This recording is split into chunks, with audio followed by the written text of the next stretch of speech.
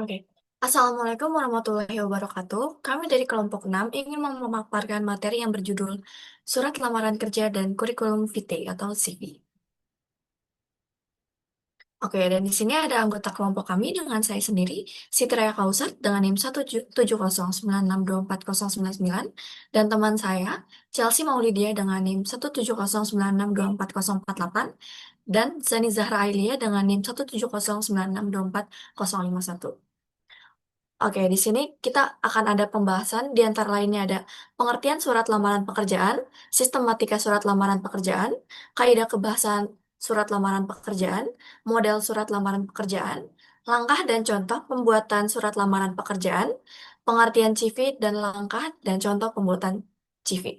Oke, di sini yang pertama ada apa itu surat lamaran pekerjaan. Nah, surat lamaran pekerjaan sendiri adalah surat resmi yang dibuat oleh seseorang untuk mengajukan permohonan pekerjaan di suatu perusahaan, kantor, atau instansi tertentu. Surat ini tuh biasanya berisi informasi pribadi, kualifikasi, motivasi, dan alasan mengapa pelamar cocok untuk di posisi yang lamar. Nah, fungsi dari surat lamaran pekerjaan sendiri yaitu yang pertama, untuk agar perusahaan menilai kecocokan pelamar dan untuk ke tahap seleksi berikutnya. Selain itu, surat lamaran kerja juga bersifat naratif, menjelaskan latar belakang, keterampilan, bagaimana pelamar dapat memberikan kontribusi positif kepada perusahaan. Surat ini juga merupakan bukti tertulis permohonan pekerjaan yang sifat resmi dan formal. Next. Oke, di sini ada hal-hal yang perlu dicantumkan dalam surat lamaran kerja. Tentunya kita harus menyantumkan identitas diri. Nah, di identitas diri ini itu ada nama lengkap kita, jenis kelamin, tempat dan tanggal lahir, agama, tempat atau tempat tinggal atau alamat, serta nomor telepon atau email yang dapat bisa dihubungi. Di sini ada riwayat pendidikan. Di sini ada riwayat pendidikan umum yang dimana itu bisa SMA, SMP, atau sederajatnya seperti SMK atau SLTA.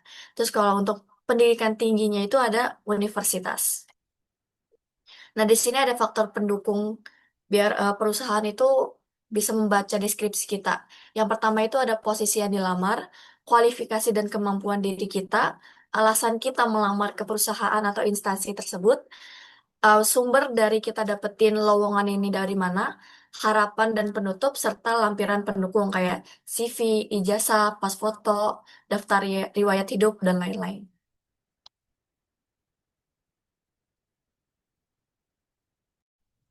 Baik, selanjutnya kita akan membahas sistematika surat lamaran pekerjaan. Karena surat lamaran pekerjaan ini sifatnya resmi, maka penulisannya juga harus memperhatikan susunan atau sistematika yang benar supaya terlihat profesional dan mudah dipahami oleh pihak perusahaan. Yang pertama itu, di bagian pertama ada tempat dan tanggal surat. Bagian ini berfungsi untuk menunjukkan di mana dan kapan surat tersebut dibuat. Contohnya seperti Jakarta 7 Oktober 2025. Penulisan tanggal ini penting supaya pihak perusahaan tahu bahwa surat kita masih baru dan relevan dengan lowongan yang sedang dibuka. Yang kedua itu ada lampiran dan hal atau perihal. Lampiran ini digunakan untuk menunjukkan jumlah dokumen yang kita sertakan bersama surat, misalnya seperti satu lembar CV atau beberapa pendukung lainnya. Sedangkan bagian hal atau perihal berisi tujuan surat biasanya cukup ditulis singkat seperti lamaran pekerjaan. Yang ketiga ada alamat tujuan. Bagian ini menunjukkan kepada siapa surat itu ditujukan. Umumnya ditulis kepada pimpinan perusahaan atau bagian HRD. Contohnya yang terhormat HRD PT Sukses Makmur di Jakarta. Selanjutnya ada salam pembuka yang biasanya ditulis dengan kalimat dengan hormat. Fungsi salam pembuka ini adalah untuk menunjukkan sikap sopan dan menghormati pihak penerima surat sebelum masuk ke isi utama. Yang kelima ada isi surat. Biasanya isi surat ini terdiri dari 3 paragraf utama. Untuk paragraf pertama menjelaskan dari mana kita mengetahui informasi lowongan pekerjaan dan posisi apa yang dilamar. Yang paragraf kedua itu berisi data diri singkat seperti nama, tempat tanggal lahir, pendidikan terakhir, dan keahlian yang relevan. Dan paragraf ketiga itu berisi ungkapan harapan agar bisa diterima dan kesediaan untuk mengikuti proses seleksi seperti wawancara atau tes lainnya. Selanjutnya ada lampiran berkas, yaitu daftar dokumen pendukung yang kita sertakan bersama surat lamaran. Biasanya isinya tuh seperti CV, fotokopi ijazah, transkrip nilai, pas foto, dan sertifikat pendukung lainnya. Selanjutnya ada tanda tangan, selanjutnya ada penutup yang isinya tuh ucapan terima kasih dan harapan positif agar bisa bergabung dengan perusahaan. Selanjutnya ada tanda tangan dan nama jelas. Bagian ini berfungsi sebagai identitas dan bukti keaslian surat. Biasanya ditulis di bagian kanan bawah surat. Contohnya seperti hormat saya, tanda tangan pelamar, dan nama pelamar. Boleh next.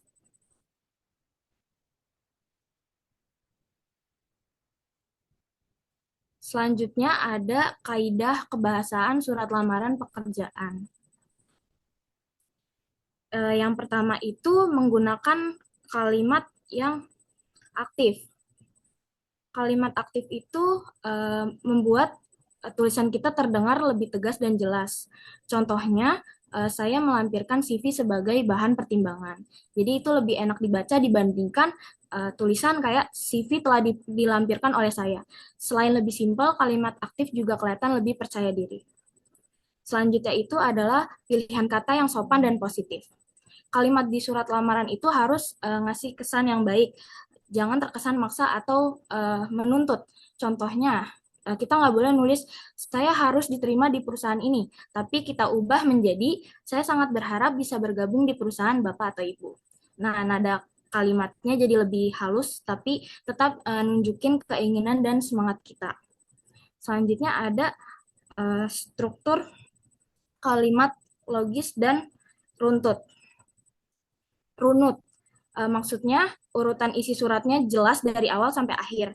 Mulai dari pembuka, isi, sampai penutup harus nyambung dan nggak loncat-loncat dari topik. Misalnya jangan langsung nulis pengalaman kerja tanpa pengenalan diri dulu. Kalau urut suratnya jadi lebih mudah dipahami dan terkesan jadi lebih rapih gitu. Selanjutnya adalah kalimatnya harus efektif. Artinya nggak usah bertele-tele atau muter-muter, jadi cukup singkat tapi tetap jelas maksudnya. Jadi daripada kita nulis kalimat yang terlalu panjang, lebih baik langsung aja to the point. Misalnya, saya bermaksud melamar posisi staf administrasi di perusahaan Bapak atau Ibu. Itu udah cukup jelas dibandingkan kalimat yang kesannya terlalu panjang. Selanjutnya, penggunaan kata ganti yang tepat dan penggunaan ejaan dan tanda baca yang tepat. Jadi kalau di surat resmi itu kita harus pakai kata saya, bukan aku, apalagi, sorry, gua. Walaupun kelihatannya sepele, tapi pemilihan kata ganti ini penting karena bisa ngasih kesan sopan dan profesional. Dan perhatiin juga ejaan dan tanda bacanya. Mulai dari huruf kapital, titik, koma, dan tanda baca lain harus sesuai aturan. Selanjutnya ada bahasa baku dan formal. Karena surat lamaran itu termasuk surat resmi, jadi bahasanya tidak boleh seperti kita ngobrol pakai bahasa sehari-hari.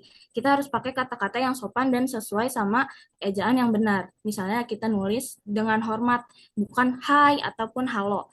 Atau kita bisa pakai kalimat seperti saya bermaksud melamar pekerjaan sebagai staf administrasi, bukan saya ingin kerja di sini. Itu nggak boleh.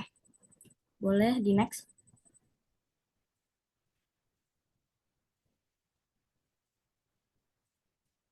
Selanjutnya ada langkah-langkah untuk membuat surat lamaran pekerjaan. Langkah pertama itu adalah riset perusahaan. Jadi sebelum kita nulis surat lamaran, hal pertama yang harus kita lakukan itu adalah riset tentang perusahaan yang mau kita lamar. Jadi kita harus mencari tahu dulu nih perusahaan itu bergerak di bidang apa, budaya kerjanya seperti apa, dan posisi yang lagi mereka butuhin itu seperti apa. Selanjutnya ada mengumpulkan dokumen. Setelah kita riset perusahaan yang ingin kita lamar pekerjaannya, baru deh kita siapin dokumen yang kita butuhkan. Biasanya itu dokumennya berupa CV, ijazah, transkrip nilai, sertifikat, dan pas foto. Selanjutnya ada mulai menulis. Kalau kita udah mempersiapkan mulai dari riset sampai mengumpulkan dokumen, kita baru deh mulai nulis surat lamarannya. Kita gunakan bahasa yang sopan tapi tetap jelas dan tidak bertele-tele. Selanjutnya adalah proofread atau baca ulang. Setelah selesai nulis, jangan langsung dikirim dulu, tapi kita baca ulang dulu suratnya dari awal sampai akhir untuk memastikan tidak ada lagi yang salah ketik, salah nama perusahaan, atau kalimat yang kurang enak dibaca. Kadang karena hal kecil kayak gini itu bisa ngurangin kesan kita yang profesional. Jadi tahap ini tuh penting banget. Selanjutnya ada simpan dalam format PDF. Terakhir kita tuh harus simpan surat lamaran yang udah jadi ke dalam format PDF. Kenapa harus kita simpan dalam format PDF? Karena format ini tuh tidak gampang berubah tampilannya. Jadi ketika dibuka di perangkat lain, hasilnya tetap rapi dan profesional. Selain itu, perusahaan juga biasanya lebih suka menerima file dalam bentuk PDF dibandingkan dengan Word ataupun foto. Boleh next.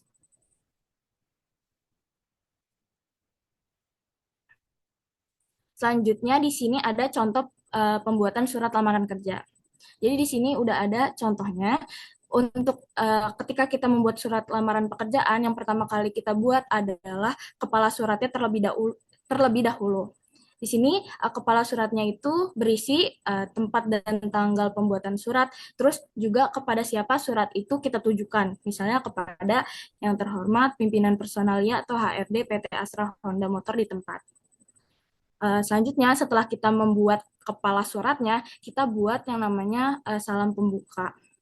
Kita salam pembuka ini biasanya kita pakai kata-kata seperti dengan hormat atau yang terhormat. Selanjutnya di bawah salam pembuka ini kita mulai menjelaskan posisi yang kita lamar, pengalaman kerja sama alasan kenapa kita layak untuk mengisi posisi tersebut. Setelah membuat kepala surat, salam pembuka, sama menjelaskan tentang posisi yang dilamar, pengalaman kerja, sama alasan kenapa kita layak untuk mengisi posisi tersebut, kita lanjut ke mengisi data diri singkat. Data diri singkat ini isinya tentang informasi seperti nama, tempat dan tanggal lahir, pendidikan terakhir, alamat, sama nomor telepon. Selanjutnya itu ada daftar lampiran dokumen penunjang. Biasanya pelamar itu setelah menulis surat lamaran pekerjaan, kita juga ngelampirin dokumen-dokumen penunjang seperti ijazah, transkrip nilai, KTP, SKCK, sertifikat, dan lain-lain. Baru setelah kita mengisi daftar lampiran dokumen penunjang ini, baru kita membuat penutupnya. Jadi di bagian akhir ini ada yang namanya paragraf penutup yang isinya ucapan terima kasih dan harapan supaya kita bisa dipanggil ke tahap selanjutnya atau biasanya wawancara gitu. Boleh next.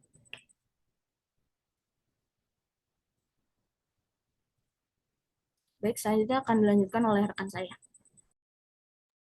Baik, selanjutnya saya akan menjelaskan mengenai pengertian kurikulum vitae dan juga langkah serta contoh pembuatan dari CV tersebut.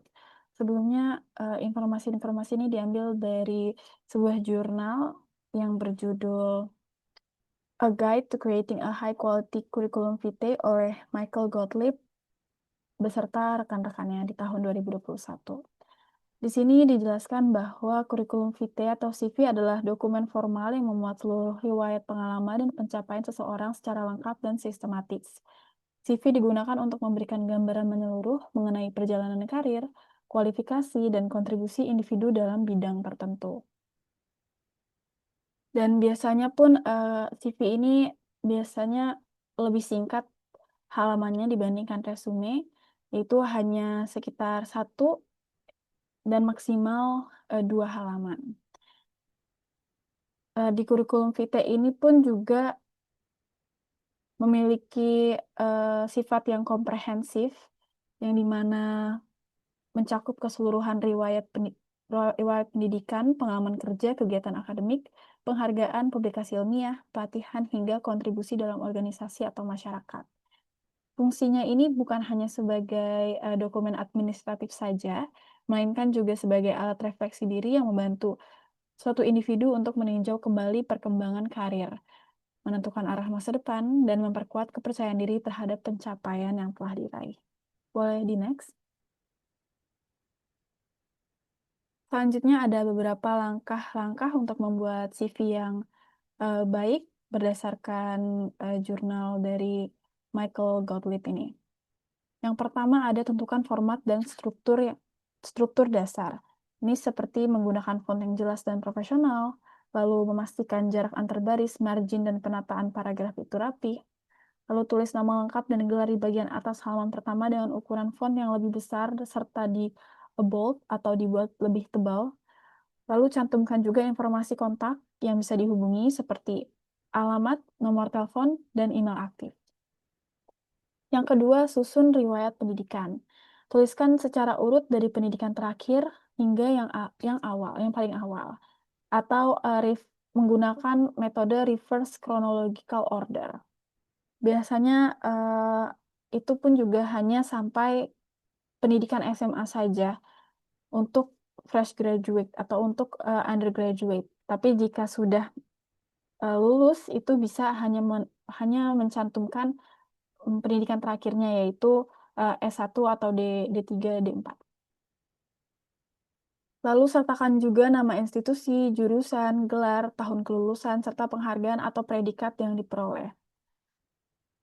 Yang ketiga, cantumkan pengalaman profesional dan akademik. Di sini bisa disebutkan jabatan, institusi, durasi, seperti bulan, tahun, dan tanggung jawab utama. Fokus pada pengalaman yang relevan dengan posisi yang dilamar, lalu hindari mencantumkan pekerjaan yang sudah tidak relevan dengan bidang karir saat ini. Karena mengingat CV hanya 1 lembar atau 2 lembar saja, jadi tidak perlu menaruh pengalaman-pengalaman yang tidak sejalan atau tidak relevan dengan posisi yang akan dilamar. Lalu masukkan penghargaan, sertifikasi, dan juga keanggotaan. Di sini bisa menulis penghargaan atau sertifikasi dengan tanggal dan juga lembaga yang memberi. Lalu jika memiliki lisensi profesi, cukup sebutkan saja tanpa mencantumkan nomor lisensi demi keamanan data pribadi. Lalu cantumkan juga organisasi atau asosiasi profesional yang diikuti, besertakan informasi terkait tanggal, durasi, dan juga peran juga ya.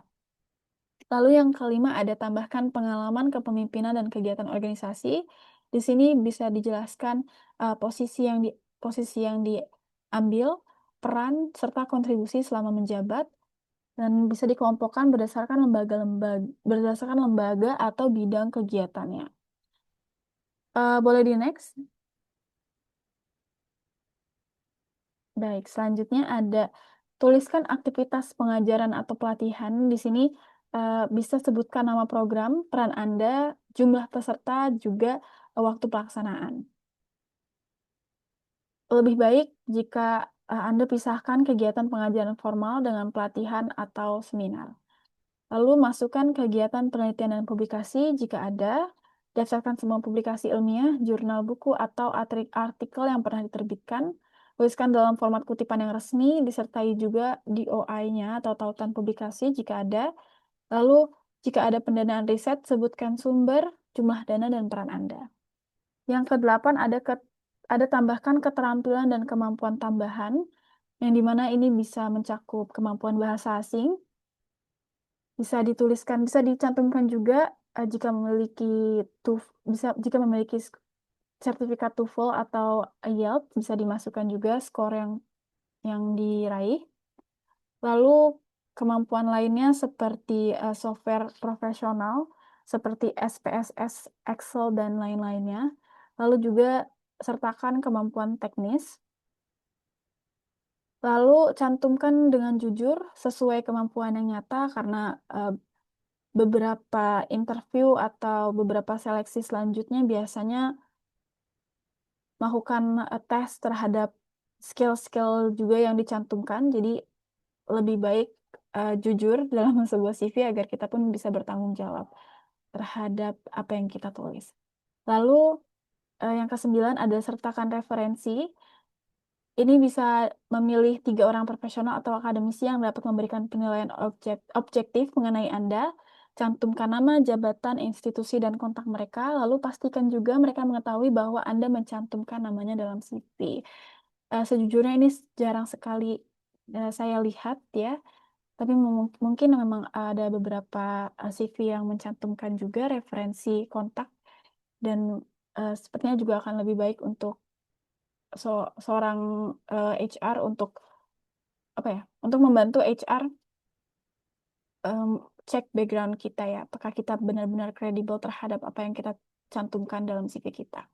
Lalu step yang paling terakhir atau langkah yang paling terakhir adalah periksa dan simpan dengan format yang tepat.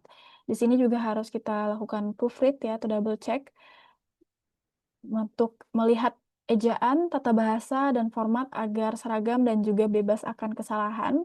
Simpan juga dalam 2 format untuk memudahkan kita. Yang pertama adalah Word untuk diedit atau format lainnya yang Anda atau aplikasi lainnya yang Anda pakai untuk mengedit CV, lalu PDF untuk dikirimkan. Lalu gunakan penamaan file yang profesional, misalnya nama Anda, underscore CV, underscore tahun.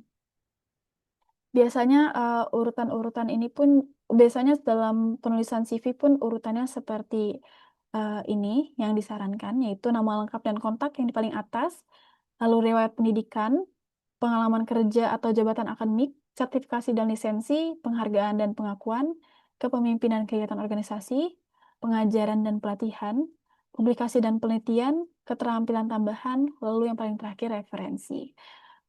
Boleh di next. Selanjutnya saya akan melihatkan 2 contoh CV.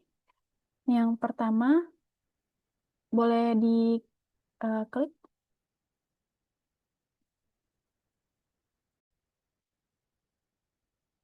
Di sini ada format CV fresh graduate mm, yang biasa kita lihat jika kita mencari contoh format CV dalam Google ya. Ini ada pas foto, lalu di bagian kiri ada informasi kontak beserta nomor telepon, email aktif, LinkedIn, dan jika ada portofolio pun boleh banget dicantumkan. Lalu ada juga eh, lokasi atau alamat yang cukup singkat gitu ya. Tidak perlu eh, terlalu lengkap. Lalu di sini juga ada lisensi dan sertifikasi beserta juga nama lembaga serta tahun ya. Lalu ada juga bagian keahlian. Boleh di-scroll ke bawah sedikit, mohon maaf. Ada keahlian, di situ dicantumkan beberapa keahlian dalam software, aplikasi software, lalu ada juga kemampuan bahasa. Iya,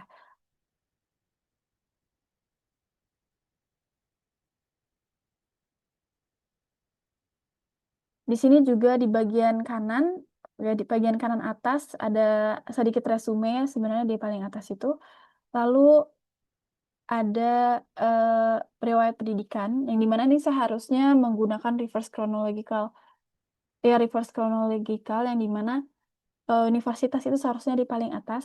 Lalu jika ingin mencantumkan SMA, SMA-nya bisa ditaruh di bawah ya. Lalu di sini juga mencantumkan pengalamannya. Dan lebih baik jika kita menjelaskan menggunakan eh, kata kerja yang aktif. Lalu juga ada organisasi dan sebagainya. Oke, boleh langsung di next ke eh, contoh CV yang selanjutnya. Oke, di sini ada CV ATS friendly atau CV yang eh, biasanya banyak dipakai ya, karena memudahkan HRD juga. Lalu ini ada formatnya ini tentunya mirip-mirip ya urutannya, tapi dibuat lebih simpel aja karena ATS ini merupakan alat ya, tools atau mesin yang digunakan untuk HRD ya, untuk di HRD. Sini ada nama paling atas, nama di bold, dan ukuran fontnya lebih besar. Lalu ada informasi kontak juga. Di sini ada education yang sudah sesuai dengan reverse chronological. Lalu ada pengalaman kerjanya, ada pengalaman organisasi dan juga project-project serta technical skills, language, certification and training juga ada awards atau penghargaan. Oke, mungkin dari segitu saja ada dua contoh CV yang bisa kita gunakan bagi teman-teman yang ingin membuat CV. Baik, selanjutnya akan dilanjutkan oleh teman saya. Oke, di sini kita ada studi kasus. Studi kasusnya itu PT Prima Cipta membuka lowongan kerja untuk posisi staf administrasi keuangan.